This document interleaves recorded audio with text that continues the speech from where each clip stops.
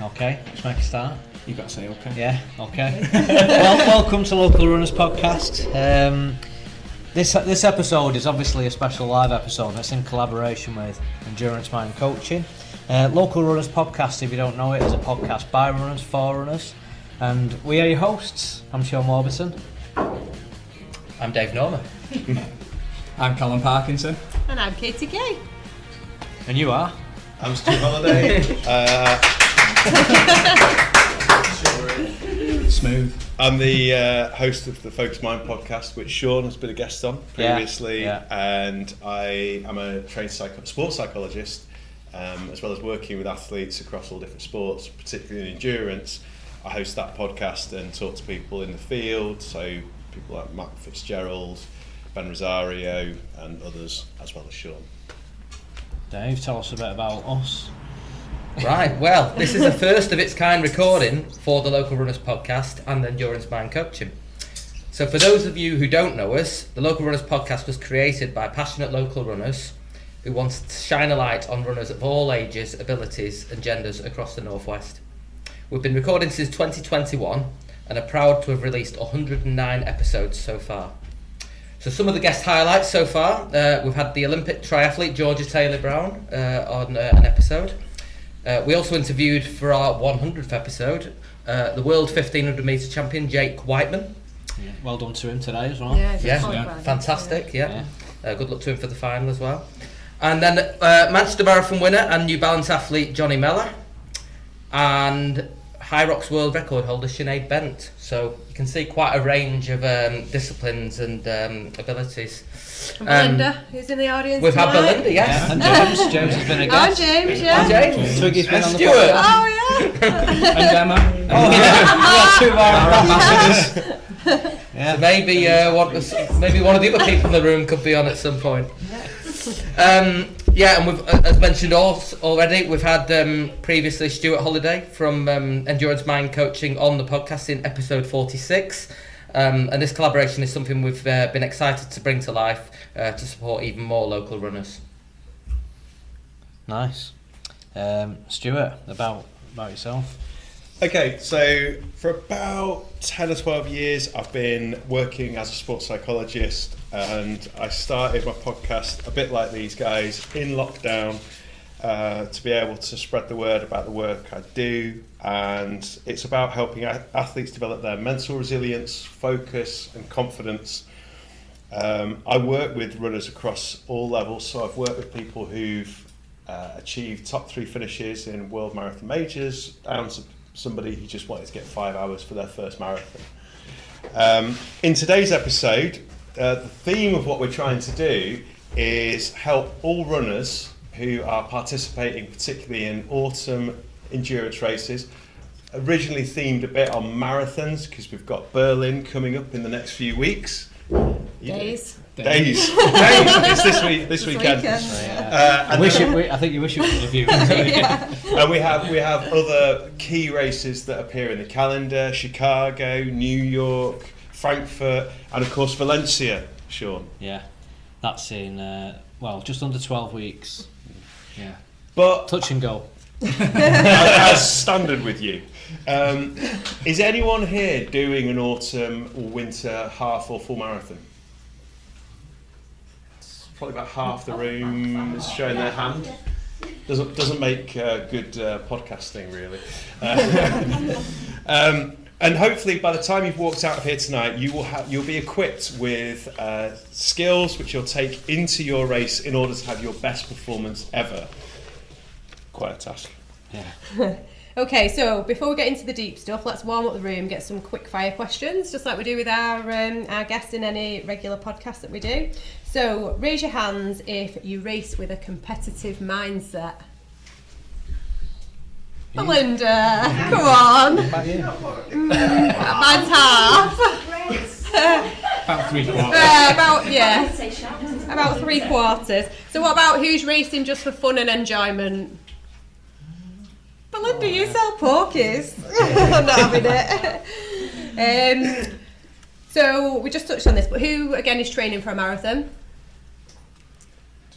There's about 10. About 10, yeah. Mm-hmm. Who else is doing Berlin with me at weekend? Just the two of us, yeah. Excellent. Weather's looking hot. You need to be sitting down, really. Get off your feet. Yeah. We've done the carb loading anyway, and we've started that, so that's a good start. Half marathon. Who's training for half marathon?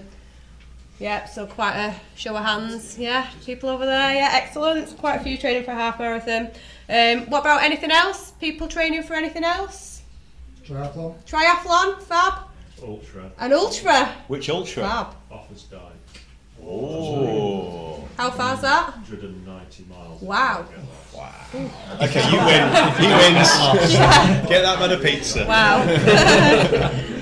Oh, brilliant. And who has ever suffered from pre-race nerves? Yeah. Everybody. About 12 Yeah. weeks out. So, no pressure, Stu, but you're going to help us with that tonight, Okay, aren't we'll you? do some brain massaging on that. And has anyone ever tried mental preparation techniques before racing? Yeah, so yeah, some people. Clean yeah, sweep there. yeah. Fab, okie dokies. Hand back over to Stu. Okay, so now let's get to the heart of the episode. Obviously, if you are like Harrison and Katie, you've been doing your 13, 14 week training plan. Obviously, you are prize athletes who would never devour beer and pizza during your training cycle. Your nutrition is on point and perfect. I always talk about what it is that I do, and in my work, whether it's with professional athletes or weekend warriors, they do the aerobic training. You should be doing aerobic recovery, so that might be foam rolling, yoga, stretching, trigger point work, you name it, using sauna. So we've got the aerobic work, the nutrition, the recovery, and then one of the key things which every runner seems to agree is they have to get their mind right to have their best performance. And I find it contradictory. What is it as a psychologist people actually do? Some of you have said you might have done something already, but what I do in my work is me and my partner, we've got a course which helps people, and some of the panel here, Cal, Katie and Sean have been through it, where as they did their training cycle for what they were going to do for their marathons, I get to work with them in order to do the mental side. So as you train, how are you using your mind in order to succeed? And there's many little things that you can be doing bit by bit, a bit like strength and conditioning work, the fifth pillar, which I forgot to mention, which you need to do a little bit of to ensure you don't get injured in order to stay strong and get to the finish. It's the same principle for the mind as well. So maybe at this point it's good if, having had that experience, you fire away some questions. Yep. Callum. Dave. Dave, whoever. Dave's pizza's at the back of the room and I can see he's distracted. Someone get Dave's pizza. Okay. First question, what are the most common things people tend to want help with? So, I mean, Katie's already queued me up with some of the questions she asked the audience. Do people get pre-race nerves before a race? And that is something which I've worked all the time with across all different standards. It's one of the most common things people might call me about or ask about. Another one is having done that great training block, having put all that hard work and effort in, that feeling where maybe the time or performance doesn't come up. What is it that I'm doing all really well in training but I can't convert into a race performance? And that's across all the different distances. The classic one where I've done loads of work, how can I overcome the urge to slow down or stop? Whether that's in your park run on a Saturday morning or mile 20 when your legs and body are saying, stop, get me out of this race, I actually don't want to finish. How can I overcome that? And then sort of coupled with that, how can I embrace or at least tolerate better endurance pain? I can't remember, I think you were on the call. So we're working with a guest who's been on the podcast, Ross Braden. He's like one of our top marathon runners in this country. And we went round, didn't we? Like, as we had a guest, other psychologist. Yeah. And I said, what's the one thing that you all want to learn more about? And to a person, they all said, how can I hurt more in a marathon race? Yeah. Keep moving forward. Yeah. So they're the kind of things which pretty much I get asked all the time, and I spend my time in the trenches helping people get better at. Yeah. Well, I've worked with you obviously, and we talked about loads of different techniques that you gave to me. I'll be honest, when we first sat down, I thought, I don't know if there's much in this for me, if it's going to work for me, but I found it really beneficial. And some of the techniques you gave to me were really helpful in doing that. So what would if you had to pull out one technique that you'd recommend to manage pre-race anxiety, what would that be? Well, I mean, we know that like whatever race you're going for on the start line, because you're surrounded by people and you want to do well, like those feelings happen. They're both physical, you get the butterflies in your tummy, the heart's racing, sweaty palms, and then your mind's racing. Oh my God, I've got my club mates here, I've got my opponent here, and I want to kind of do well. So there is an element of the more that you put yourself in for races and actually use some of these techniques, the more you can actually get better at coping with the start. You're never going to eradicate those feelings. That's like human impossibility. So what I'm always saying to people is like, what is it that your head is saying on the start line? Because generally, the truth is that people have the same thing come up again and again, but they kind of want to squash it or push it away, which in the moment you do, but you never step back afterwards and say, what was it that crazy part of my brain, what I've done in my research work, and for Steve Peters, the chimp model, we'd say our chimp is talking. What is it that voice says? So I think to manage pre-race anxiety, the first thing is you've got to know what it is that is emerging in your own head, because what Dave or Cal or Katie might have is different to Sean or anyone else. And then, as well as putting yourself in more races to overcome it, actually have something with which to counter it with, something a bit more positive, something where it's like, this is a sign that I'm getting ready to race, is a classic one. Rather than seeing it's like, oh my God, I've got this huge race ahead of me, oh, I'm fearful. Be excited, see it as a challenge, and like, what is it that's going to actually be the right thing that talks to that crazy part of your head in order to calm it down enough and get it excited enough just to do the first mile. Because once you've got through that first mile, things tend to sort of level out unless you've absolutely ragged it and cooked yourself. No one in this you can't help us with that, can you? That's a hole we have to dig ourselves out. Exactly, yeah. So it's always about practice, preparation and practice. And something like park run when you're not doing marathon training is a great place where you can afford to go along one weekend, just trial different things. So like, you might have sat down and your mind's going a little bit crazy and haywire. I know you do local runners podcast meets and people get a bit competitive at the sharp end. But if you took that time the night before and said, right, what is it that I'm going to be most fearful with? I'm up against Dave in Alex Park. And then like come up with something that's a bit more helpful, see how you go for the first mile, and then go from there. Yeah, it's something actually that's come up on our podcast a lot, this, isn't it? Yeah. One guest, Catherine Fitzpatrick, raised it as something that she struggles with, and since then we've been inundated with messages by runners struggling with anxiety in races. So it's definitely not uncommon that, it happens a lot, and for me it's probably, goal marathons, but also 5Ks as well, because you're going to be, you're going to be in the cave pretty quickly, don't you? Yeah, if you're running it to, get if you're running against David Parker, and you are. Yeah. So we spoke about, like, you mentioned then about the 5K and trying to get ready for the race. How would you say you'd help runners stay focused during the long races? And this is something that I know I benefited massively from. But what would you say? Yeah, I mean, obviously, if you think about a 3K on the track or a 5K, if you're running as hard as possible, it's over pretty quickly. A marathon, you can't put that level of intensity of your thought into the race because you just burn out by 10K and be sat on the side of the road crying. And so what you need to do is like develop the ability to be tuned in and really focus when you need to, and then almost be able to tune out and calm your mind down and run smoothly, like calmly and smoothly, because we know that that's the most efficient way to get good times. Often there's a panic that sets in when you're behind the clock and you lose your form, you're overstriding, and you think you're going quicker, but actually over the distance, it's one, exhausting and fatiguing you, but also it's actually making you slower.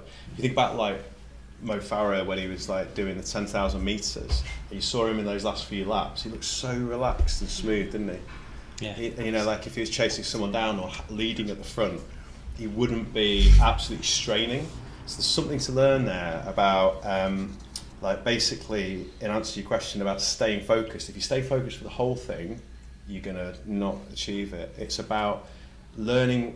There's a great expression, bracing and detaching. There's times in a long race where you need to brace because it's bloody hard, your mind's going crazy, it's really painful, you want to stop, and all you need to do is keep going for a kilometre or a mile. And over long races, you will have these waves that will be intense, but if you calm yourself down, they will pass and it will get better. If you latch onto the idea that this is hell and it's going to be hell to the end, it probably will be. Yeah. So you've got to be able to tune in to brace, and then detach is like running really well but as calm as possible. I always say, imagine your brain's like a mobile phone battery. If you get to halfway and you've toasted 90%, you've got to get through the rest of that marathon on 10% battery, and that's not a place I'd want any runner. You want to put your brain in standby, don't you, really, for a lap? Something like that, yeah. Cruise control's better. Yeah. Can we change that? Okay. So thinking about visualization then, Stu, I know that's something that runners talk about quite a lot, particularly like elite level runners. So what's the role of visualization in race prep? Again, let's go back to that start you were talking about where you've got those pre-race nerves, and if you've been cute about your thinking, you'll know that like you may be a runner who gets more nervous before a race. So what I'd be doing is getting people to lead into that and say, right, let's sit down a couple of days before so you don't freak yourself out and visualize what that race is like if you were on the start line acting as you'd want. So, you know, like I can remember marathons that I've done, like Barcelona and Berlin, where you're in that big pack. You've spent 14 weeks getting ready for it. The music's playing. They're really trying to pump you up, aren't they? They're playing We Are the Champions or whatever it might be. And it should be really exciting, but for some people they're there and they're petrified, aren't they? But you can sort of like, you've got this thing in your head which is like a time travelling machine, and you can go back, you can sort of fast forward. So someone who might be doing Chicago can think, I'm quite excited but I'm maybe a bit more nervous. And I'm like, right, well, remember when you did the marathon last, what was it like on the start line for you? Put yourself back in that spot. You're surrounded by loads of men who are slathered in deep heat, and the smells like hitting you like that. There's all smells. Well, yeah, not just deep heat on the start line, is it? And you know, what was it like? What were you tense? What was the weather like? And like replay it how you would like it to be better, and like the kind of thing you would want to be thinking instead of the panic that may have set in that time. So that's how I'd use visualization that way. And like, you do want to think about everything going really, really well with visualization, using all 5 senses: sight, sound, smell, touch, whatever. But also, if you get good at it and practice and rehearse it regularly, like Michael Phelps famously learned what to do when things go wrong, and his coach broke his goggles on the side of the pool in training once, and then forced him to swim as fast as he could. And he hadn't told Michael Phelps he'd broken his goggles. He goes, you've got to get in the water, 1, 2, 3, go. And because he was really amazing at efficiency and stroke count, he managed to still hit the time in training that he was supposed to. And then they practiced that in the training, and then when he was in the Olympics, that actually happened. Like, his goggles were letting him water, and he thought back to, what did I do? How did I, you know, he remembered the visualization of it. Yeah. In the moment, still won gold. So if it's good enough for Michael Phelps, it's good enough for the rest of us. Sometimes in training, there's the route I use on my long runs, Middlewood Way, there's sections on there, and I imagine sometimes them sections are part of the marathon course. So you know when you hit the concrete, I imagine that's like the red concrete at the mile, going London Marathon. So I'm almost, when it gets there, I've done it 100 times before because I'm doing it every Sunday. Yeah, just imagining these little bits, It does work for me, and it helps you get through the actual long run as well, which is also hard, isn't it? Yeah, and that's the thing, like, if you're going to do a marathon or a half, you're going to have to do the long runs on a Sunday anyway. And like, you know, you can just like pull your sorry ass out of bed, go and do the run and not think about anything. Fine, do what you like. But if you kind of wanting to get better on the mental side, think about in advance, right, I'm going to go down Middlewood Way. it's probably going to be easy for the first 5 miles. It's going to get tough for the next 5. When I come back the other way, it's going to get really hard. That's the bit you want to focus on and be ready for. And then the last 5 miles often takes care of itself, doesn't it? Yeah. Dave, the last question for you. Yeah, so how can runners bounce back mentally from a bad race, Stuart? Have you got experience of this, Dave? Too many times, yeah. But I'll let you answer first. And he keeps coming back. I will want to know what you did, like versus what good practice says. But obviously, when people have a really bad race, and often, sadly, I get a lot of people who've had a race that they wish they had never entered, that it all gone terribly wrong. But wherever you are in that journey, like even if you have a good race, you need to take that time out to decompress, and that's the most important thing. Like to maybe have a run at the finish and like for the next day, and then like park it and get on with life and recover. But quite soon afterwards, there's a process like that you should be doing, like processing the race itself and like writing it down, like where was I, what went wrong, what went right, and like get it down or talk it through with someone who's really trusted, like a coach if you've got a run coach, or a really good club buddy or podcast host or friend. But the thing that's really important is that runners, because they train so much, they get quite attached to their results and they see it as like, I failed at this race, so therefore I have failed personally. And so I spend a lot of time breaking that link between your self-worth and the race. It's just a race. Even if you've trained for a 190 mile once in or twice in a lifetime race, if it doesn't go according to plan, you can go back and you can put it right. So that's something that I think is really important. And it is a little bit like get back on the horse. Yeah. I've seen people who literally have a bad race and they just stop running, and that's really sad. It's like, yeah, it's really significant. You spent a lot of money training and going out somewhere expensive, but don't let it define you. Throw a pity party, but do get over it. Yeah. And how many times do you hear it? People finish a marathon and say, never again. What do they do next? Go to the next one. Yeah. Exactly. So however bad one race might be, people often overcome themselves anyway. But I think it is the most important thing is that decompression process, get back on it. Another thing to say around that is we've all got to reflect and say that we're lucky that we can run and we do have that ability, so we've got to try and embrace it. Yeah, 100%. Nice. Well, you're going to ask Dave about him, so now's your chance. So do you want to so what's worked for us? What would be, here you go, this is a bit putting you on the spot, Dave, but what would you say from your own history? Because Dave, if people don't know who Dave Norman is, he's a very well-known runner in the area. He's won the Manchester Marathon twice. Yeah, so when the Manchester Marathon first came back to the area in 2012, I won it that year and I won it the following year. When it was properly measured. One of the years it was Longford Park, the following year it wasn't. Yeah, okay. The only person to have won it twice. Yeah, still. So, now set you up. That was the high point. What's been your worst race ever where you just wish the ground would swallow you up? Probably London Marathon 2007, where it was just far too warm for me. I hadn't done anything to prepare myself for warm conditions, which is difficult to do when you're training in the winter, of course. But I was overheating before halfway, and I stopped, which is unlike me. I must have done 500 plus races in all my years of running, and I've not dropped out of many, but that was one. And it was a very low point getting on the tube and being stared at by a lot of other passengers stood there in my race number and my running kit. So how did you then get over that? That's the thing I'm interested to know as a psych. Well, might not be the best answer this, but I didn't do a marathon for 3 years after that. Right. I decided to take a reset and focus on shorter distances and come back to the marathon when I felt ready. Yeah. And in 2010 I came back to London, the first time I'd done a marathon in 3 years, ran 2 hours 19, which was slightly outside my PB, but it was my highest ever finish at London, having done it quite a few times, so I was 15th in that one. And did you feel like you'd put that one to bed from before? Yeah, definitely. So as you mentioned previously, I took stock, assessed what went well, what didn't go well,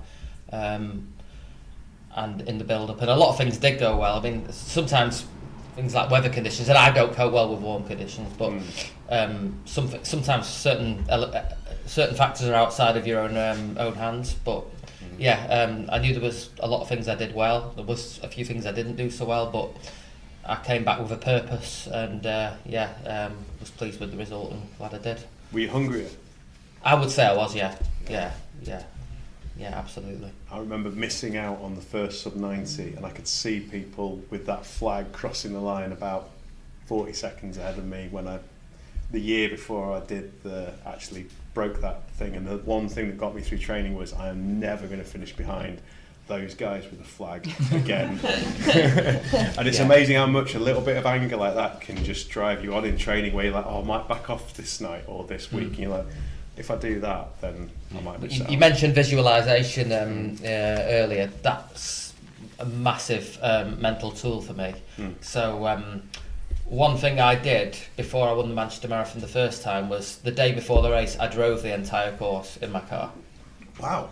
Did you do that in London? No, it was Manchester, yeah. 2012. Because I wanted to visualise the entire route.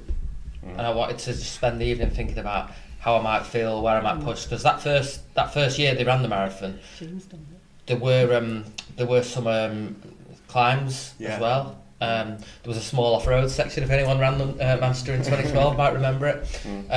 But yeah, I just wanted to have a clear picture in my head of where the sort of difficult bits on the course were, and where I might sort of be feeling like it was more of a challenge, and it definitely helped me a lot. Can I ask what was the weather like the day before? When you It was great. It was absolutely brilliant, and it was great the day after as well. It's funny that, because I had Paul Martelletti stay with me, I think the next year. Yeah. And he won, was it 2013 he won, or 2014?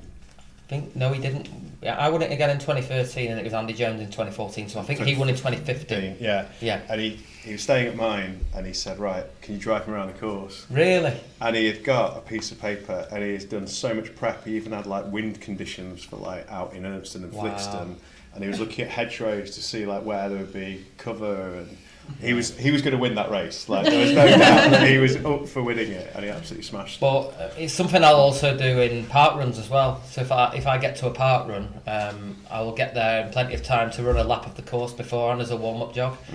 Because I think it's so helpful in terms of visualisation. Of course, you get to park and you see your friends. The temptation is to jog a lap of the course and chat away, but it's important to actually think about the route and where you might be feeling good.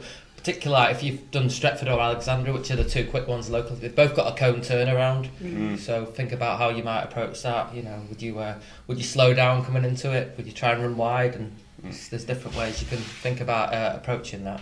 And if you're doing a foreign marathon like Chicago or Valencia, and you think, that's great advice, but how can I run 26 miles the day before?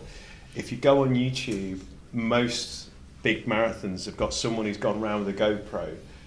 And although you can't get all of the detail you would driving in a car or being in that city, you can certainly get a sense of like exposed areas or climbs or everything. And I get people, when I'm training them in the visualization, do it on YouTube. And then when you go there, what your brain does in visualization is it feels like it's been there before. So where it might seem daunting, it's just that little bit less.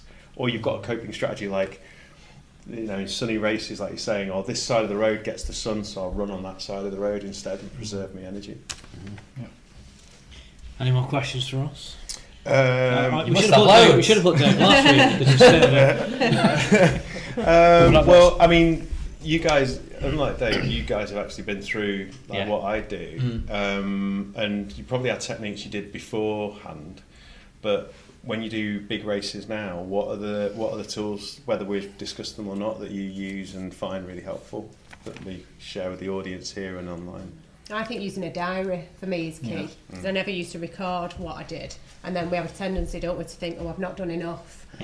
They've not, my runs have not gone well enough. So I think keeping a diary and really reflecting on what what runs Yeah. have you actually done, and kind of picking up the positives. So yeah, you might have had that one bad 18 miler, but you've also done a 20 miler that went well, a 22 miler. But I think unless you write it down, you often forget those things and just focus on that one bad run.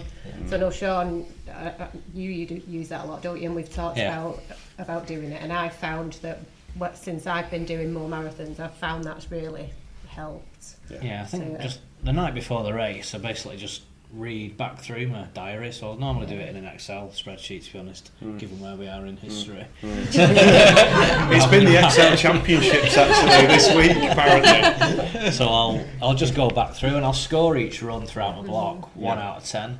And it's surprising how many 8s and 9s you've got actually. But it's the ones that are like a 1 or a 2 that are a nightmare that you remember. And they're the ones that are bugging you on the night before the race. But when you go back through and look at it, you think, you know what, I've done a lot of work here. just makes you thinking more balanced, doesn't it, before, and more kind of fair. Because your mind's trying to play tricks on you, isn't it? Yes, that's key for me, definitely. There's one for me that really is, this sounds so obvious and simple, but making a list on race day morning. So on the day, the night before the marathon, I'll read my diary, hopefully get some confidence from that. But then I just do a list for the next morning, and I write really simple and obvious things on there, like get up, drink some water, brush your teeth, all these things that are just obvious you're going to do. But there's just a sense of control in ticking things off in the morning. And then the last thing before you leave your room, it's like, rucksack, bang, done. And you just feel like, it just really works for me. It just makes me feel like I'm in control, because I'm so nervous that I'm going to forget something or leave something. So I'd highly recommend that as well. Timeline. Yeah. Somebody on this table once left the racing shoes on the train on the way to the London Marathon. Oops. There you go. One thing I found really useful was chunking. Yeah. So I started to use that in London Marathon. Was it last year? Yeah, last year. I knocked 2 minutes off my PB going from Manchester to London. But then not just for the marathon, I'm using it in 5Ks. So tried to attack 5Ks and 10Ks this year, and tried to have it where, looking at the 5K, we speak about Mid Cheshire quite a lot. One of the fastest courses around. It's a negative course, and it's control the first mile, work the uphill, and then throw the kitchen sink at it. Yeah. I think that's kind of Common strategy. That someone put that on Strava years ago, and it's stuck around as being, I think, the way to run it, Mid Cheshire. But I ran Salford 10K this year, and that's a 2 loops course, and I equalled my PB. But I found chunking that up into 3 or 4 sections because it's on 4 straight roads. So just doing that. But it just takes your mind off everything else that's happening and how much you're hurting. Well, yeah, the reason why me and Noel, who wrote this book, The Psychology of Running, that I did a few years ago, which you've talked about on the pod, there's a psychological reason you do it. Because if you stand on the start line of a marathon thinking, I've got 26 miles, you just go bananas. And that's a technical term in psychology. But if you break it down into manageable chunks and you're just like going through these little bits, it just calms your mind down. And that's one of the key things for all racing. It's like trying to have a controlled, calm mind. It sounds so simple and obvious, but actually when you think back about your races where they went to pot, you won't have probably been calm in your mind. You'd have got hijacked, chimp out of control, or you just lost it in a key section. Like the amount of times, I could have got that time, but I'm 5 seconds out because I just lost my mind a little bit. So there's that, going back to your focus question, you've got to kind of hold a weird mixture of a loose focus but a concentrated one. And that's, if you look at it as a game that you've got to do when you're out running, then it becomes more fun, more relaxed. You relax, and again, that helps you run smoothly. So there's a logic behind everything. It sounds really simple advice, but there's a lot that sits behind everything. I talked about visualisation of the course, but it's equally important to think about visualising the race and how it's actually going to pan out. So I've applied that to many of my marathons, but I can well recall a park run at Hyde where Sean worked with Stuart in the run up to it, and he said to me beforehand, "I'm not messing around today." And sure enough, he went off like a bat out of hell, and there was quite a few speedy runners in the area who couldn't live with Sean on that first lap. That was one of the fastest days at Hyde in history. It was, yeah. Yeah, but Yeah, I set everyone else's PBs up. Well, well, that was a product of you working with Stuart, yeah, preparing your mind for how you wanted to run the park run. yeah, And I think you got was it your fastest time ever there? yeah. Fastest time and still the Vet 45 course record. Yeah, I brilliant. think. That's So well dropped in just there. yeah. I didn't get a clap though. I didn't get a clap. Sympathy that. I bought you a pizza to say that. Okay, where are we up to the script? I think it's time We're for done. questions. Some questions from the room. Yeah, has anyone got any questions they want to ask Stuart or any of us really on mental preparation, things we've done, or Or share challenges anything, you have yeah. yourselves? I'll show you one set. I Go on never then. count the last mile in my mind. No, I don't either. It's a marathon now, 6:25 miles. It's free, the last one, Because isn't you're always it? gonna finish the last mile. Yeah, I always think that as well. It's free, that last mile. Yeah. Yeah. Yeah, I do that in sessions as well. So if you're doing like K reps, I always Yeah. think, well, yeah, the last one doesn't count. It's Yeah. free that. Yeah. Yeah, yeah, and even within the rep itself. So if I'm doing like 4 by 5 minutes, I always think the first minute of every rep's free Yeah. because you get that free. It's the 4 that you're starting to work, isn't it? Yeah. So again, you can practice this in training as well.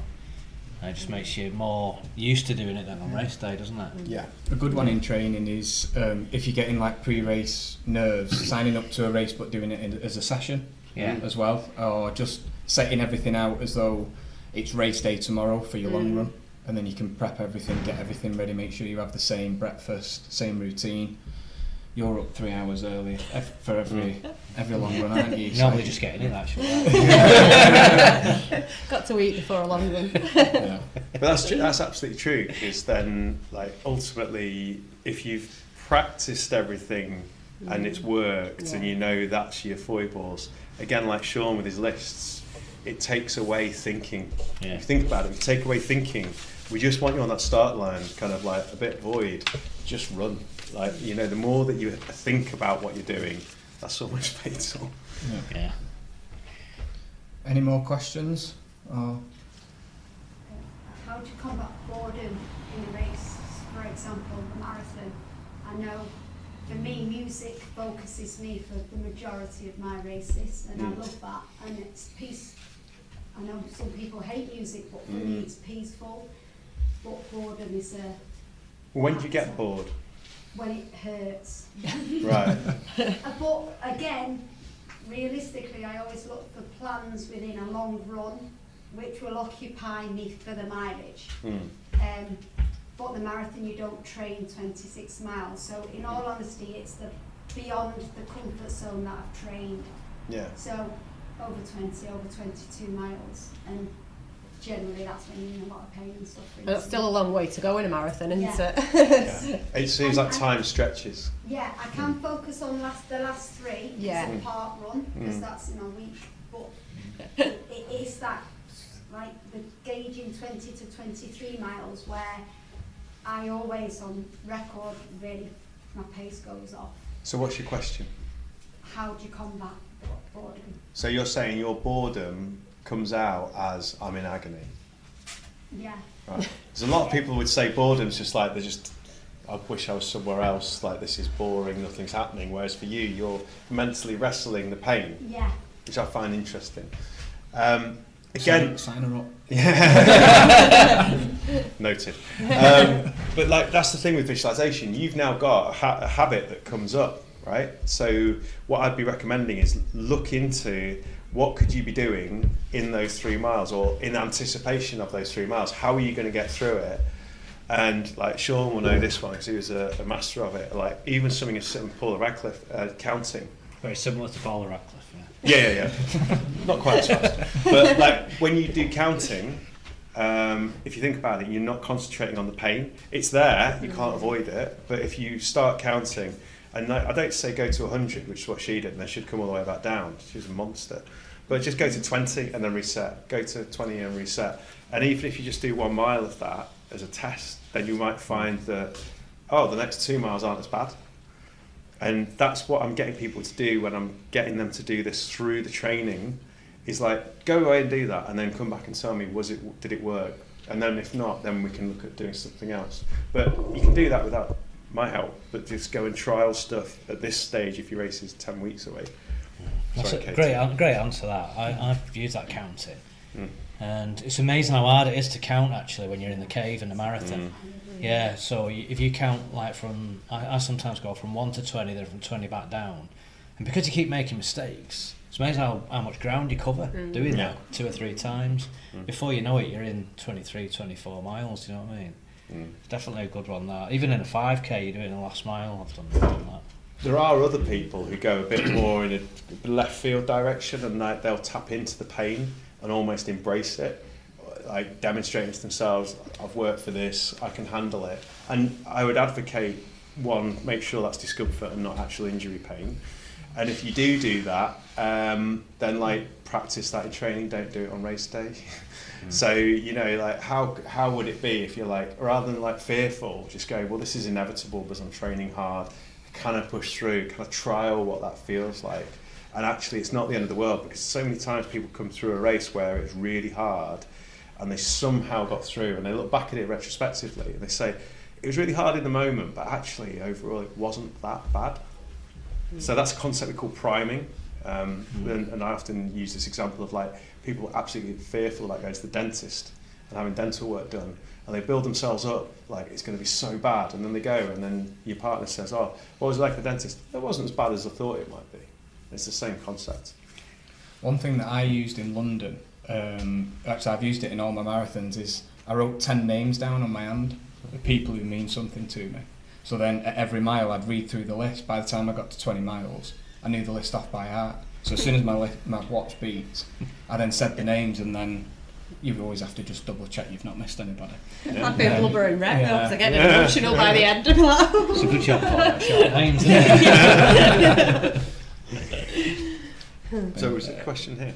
Yeah, it's on similar lines to that question, but it's more to do with how would you deal specifically with like the more intense pain of shorter distance races, like 5Ks, miles? Because I think in the past I've found personally I can kind of get through the miles at the back end of long distance races and long runs.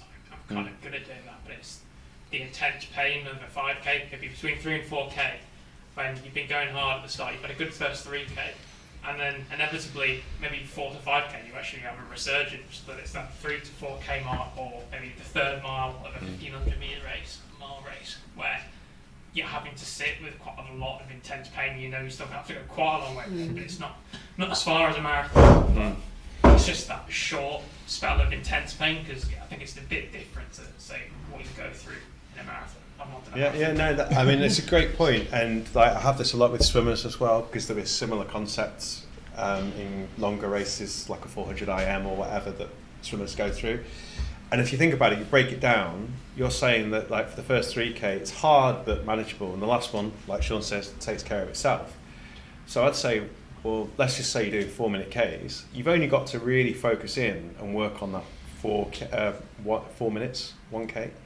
So then when we say that, it's like, well, can you deal with pain tolerance for 4 minutes?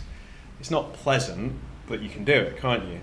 And you know, like Sean we did a bit of a thing, I think, remind me if I got this wrong, but I think I did it with you, where sort of get a little ice bucket and like fill it with cold water and ice, see how long you can hold your hand in. We didn't actually do this, it's in theory, isn't it? Yeah, I thought you did. No, I didn't. Oh, right. So like again, and all these tools that we're talking about, like that we talk about that you can use in running, if you do that, like try and keep your hand in the water for as long as possible, and then take it out, and then like reset, like sort of dry your hand out, and then try and do that again. I bet you'll go a lot longer the second time than first.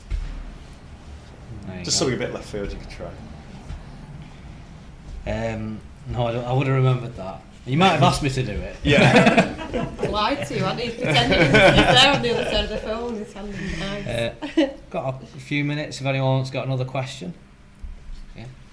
I just wondered if you had any sort of tips for kind of when your plans get derailed, like through injury or personal circumstances. And I mean, my sort of, I suppose my instinct is to try and kind of overcompensate by maybe training more, try and catch up. And I just wondered, you know, if you had any, obviously that's not the best strategy, but kind of mentally what sort of just trying to sort of keep it together early. In our world, we call that panic training.